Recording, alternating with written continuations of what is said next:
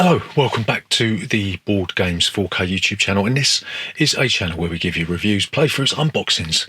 We generally talk a load of bollocks about tabletop gaming in general, and in this video we're going to be giving you like a sort of a buyer's guide, a sort of an introductory list of all the things available for the 2-player or maybe 8-player wargame, Memoir 44, and in this video we will be going all the way through everything that we know of, bar the online PDFs you can download. Then we'll come back and we will give you our opinion on what you should buy first if you're starting to get into the game, and what stuff you should maybe leave till last isn't that important if you're trying to get into Memoir 44. So remember, if you are new here, then please consider subscribing to this channel. Leave a comment in that section down below, and we'll see you after this.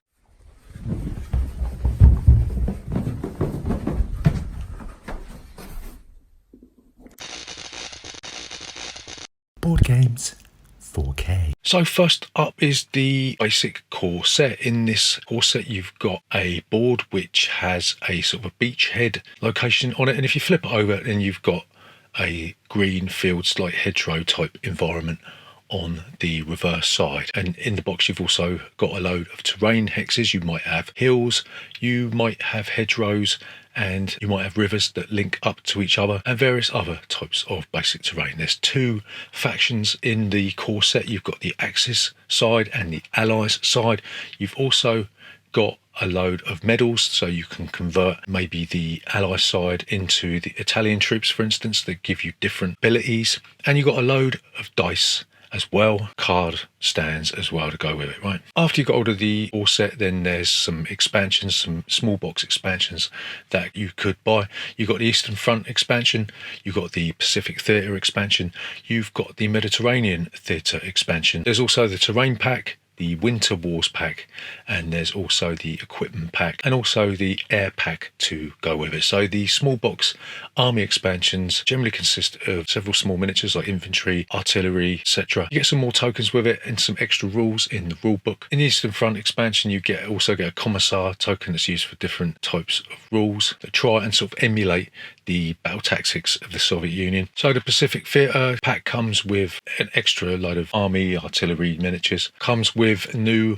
terrain tiles like the airfield, the beaches, the mountains, caves, hospital and HQ supplies. It's got jungles in there, labour camps, mountains, Pacific villages. There's a few new rules. You've got the Imperial Japanese Command rules, and there's also special rules for the US Marine Corps as well. And also the Pacific Theatre comes with a night attacks mini board which gives you different rules for different scenarios. And in the small rule book you've also got several extra scenarios that make use of both the core set and the mini expansion. So the Mediterranean Theatre basically emulates the Pacific Theatre. You've got extra tiles like the desert airfields, you've got the desert coastlines, ergs and ridges, HQ and supply tents, you've got oasis and palm forests in here. You've got rules for the British Commonwealth soldiers, you've got rules for the Italian Royal Army Command. You've got several new obstacles in here. You've got the field bunkers and the roadblocks. And again, there are several scenarios in the back of the mini rulebook that you can use with this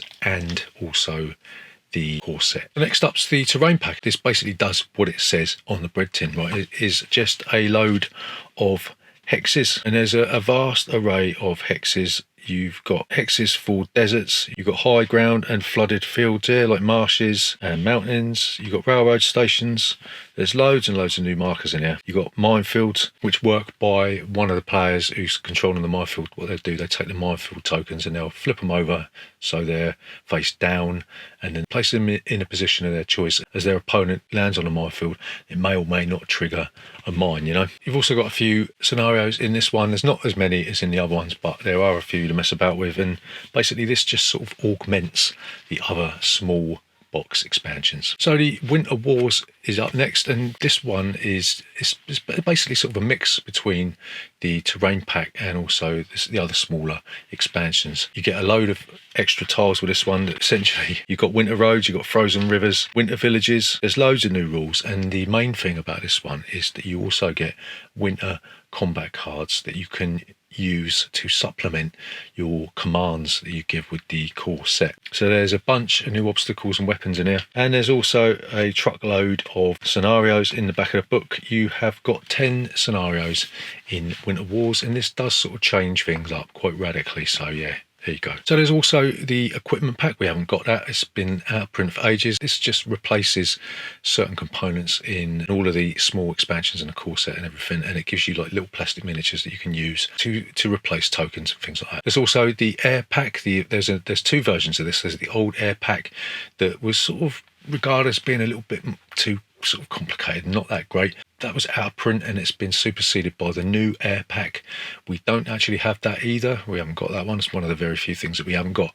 But the new air pack gives you some plain miniatures and some extra rules and tokens and things like that, you know. So the next thing we're going to talk about is the Overlord pack, and this opens the game right up so you can play Memoir 44 with up to 8 players. And what you get in the Overlord pack, you get a bunch of cards that replace the command cards, and you get a load of cardboard chits that you can use to ramp up the game to 8 players. And you don't have to use them because you can get another core set and have enough miniatures for an 8-player game. So if you can't afford it, or you don't want to spend the money on an extra set, or you don't feel the need to, then you can use these cardboard chits that are in the game. Basically what Overlord does, it allows you to put 2 boards together and play these huge massive scenarios where the other players are gifted command cards, and then they will act on the orders that they're given. Yeah, so the commander can only talk to a certain number of their generals to sort of replicate the fog of war, you know. The Overlord pack does open the game up a lot, and it allows you to play sort of to get that feeling, the theatre of war. It gives you that more broad feeling. So to supplement the Overlord pack, Days of Wonder released what was called battle maps, and these are paper mats that remove the need to set up the game with the terrain tiles, right? They're pre-printed. So there were several battle maps that were available. They're currently out of print, but I think they're going to be reprinting them soon. But you had the Sword of Stalingrad, which came with urban combat cards similar to the combat cards that are in the Winter Wars.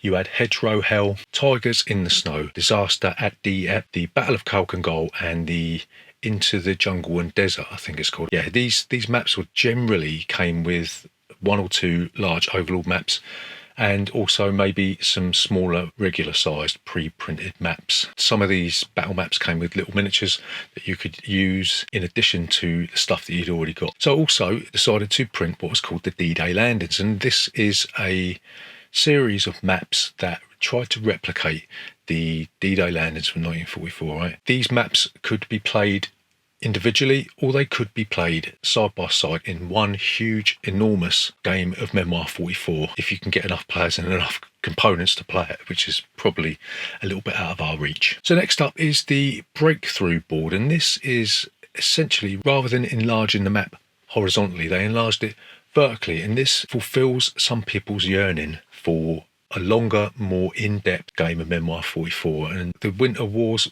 pack did provide you with a special Breakthrough deck that you could use with the Breakthrough board, but essentially the Breakthrough board is sort of like a next step thing if you were tiring of the simplicity of the core set. So also the other board that was released was the Winter Desert board. This allowed you to use the terrain pack and the Winter Wars pack with a proper winter map. So rather than having to use the green side in the core set, you could actually have a white or a yellow board. Yeah. Also, there was printed 2 campaign books. There was campaign book 1, which featured the European theatre set in France and all that sort of thing, and there was campaign book 2, which focused more on the Pacific theatre aspects of the game. Yeah. So Days of Wonder, they also released a campaign bag, which is so you could carry around the core set and a few expansions with you, and they gave you a couple of maps with that. And there was also a strategy guide printed that I think is still in print, which tells you the sort of, it's basically how to play the game and what best strategies to use and all that sort of thing. So there's also a load of PDFs that you can download from Days of Wonder website. You can also get the Memoir 44 scenario creator. It was available on PC. There's also a Memoir 44 digital version you can get on Steam. And I think that about wraps it up. If we've left anything out of that list, then please tell us in the comments down below, just in case my brain has exploded.